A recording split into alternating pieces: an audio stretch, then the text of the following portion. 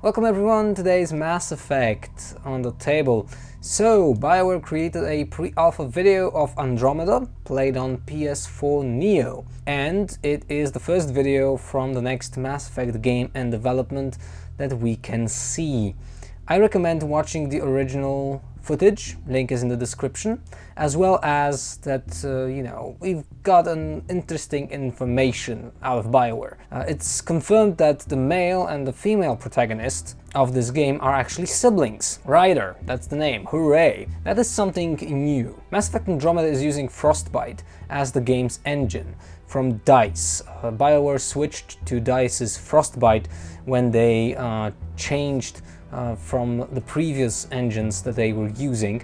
I believe it was Lithium and the old, I don't recall the name of that one, that powered Mass Effect. I will put that on the screen.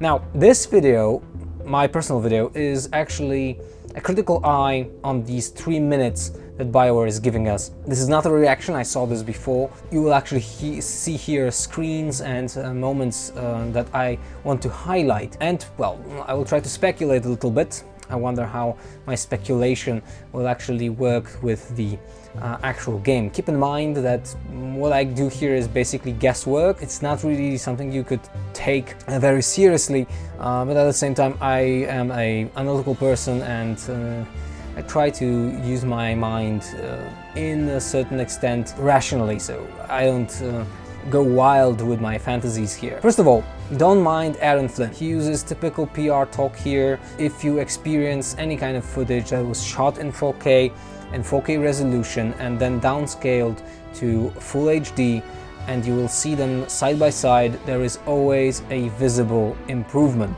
So what he says has no real value when it comes to experiencing the game. I actually turn him off and I don't care about his narration here. I like the particle effects that we see on this screen in the back, the orange ones. They add a little bit of life into this whole scenery here. The character moves more smoothly as I remember them from the Mass Effect trilogy. This is always good, as well as I think they are moving a little bit better than the animation in Dragon Age Inquisition was, but don't quote me on that. One thing is certain, after Dragon Age it seems that BioWare is trying to improve the movability of characters. Shepard was not as agile and not as jumpy as Ryder is. Jetpacks, that is always good. It looks like the lore is now accessible from the game itself. Previously you usually had to go to the codex entries, and look here at the very promising thing. We have the information from that plant on the right side of the screen, and we see information plainly here. So there is a seamless transition between reading the information about something and then jumping back to the game. Indicators are back, they are familiar to those who played Mass Effect Trilogy. A moment later, a character on the radio says about remnants, which are these flying drones here, I believe. The first thing I will do, I will try to attack them, I believe, when I'm in this game level somewhere down 2017. Aaron, I don't pay attention to what you are saying. The effect on the ground. We saw that in Dragon Age Trespasser, so I'm not really impressed. I'll show you it here. Then we have J.J. Abrams lens flares, kind of very sci-fi-ish today. The music in the background, the score, I can say that it sounds fine as a background music. I barely noticed it for the first time when I was watching this. That's good. Then we have these big doors, yeah.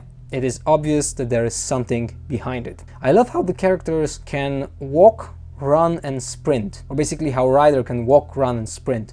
Look at the movement. He sprints and then slows down a second later. There's a very fluid animation, in my opinion, put into that movement. Looks really great. I will not even start speculating about what the vault is. And then we have this alien device. Really, BioWare? Really? If you ever played Mass Effect, especially the first one, you know that the main theme of the game is humanity finding themselves in a civilized and not hostile, actually, environment of the Milky Way. This alien device here actually suggests that this will be something really different in Andromeda. We'll be exploring something new, Andromeda as a galaxy, and that means there will be more aliens, I think, that aren't exactly as structured as the Milky Way was in Mass Effect trilogy, before the Reaper invasion, obviously. Now, at the beginning of the cutscene, I wonder why the character is not in the helmet. It was something that bothered me in Mass Effect 2 and Mass Effect 3. There is an inconsistency with the use of helmets, very visible, and it always breaks the immersion for me. When a character in the gameplay section has a helmet, and there is a reason, narrative reason for that character to have a helmet, and then somewhere down the line in the cutscene, the environment is not actually changed to a zone where the character can breathe. I do understand that, you know, when you put a helmet on a character, that basically means you lose the emotion that was put into animating the face. I do understand that, but from a narrative standpoint, kind of shady. Then we have this shot that shows 3 characters, which obviously is a Mass Effect party. This is cool, means that the structure of the gameplay, most possibly the combat gameplay, is still there with you as the commanding officer and 2 of your companions. Then there is this quote about Helios Cluster. Okay. Finally, the final sequence is actually opened with this Asari. We saw her in one of the developer diaries before, some 2-3 months ago. She looks cool as far as I can tell, and one interesting thing is, when I look at her in this lighting, I'd say that she's not blue, which is kind of not really on par with the Asari. Asaris should be blue. It's kind of interesting. She may be also, and this is a pure speculation on my part, I will mention that again, she might be the only Asari in the whole game, because Andromeda as a galaxy is, I'm quite sure, is not populated by the alien races we know from the previous entries into the series.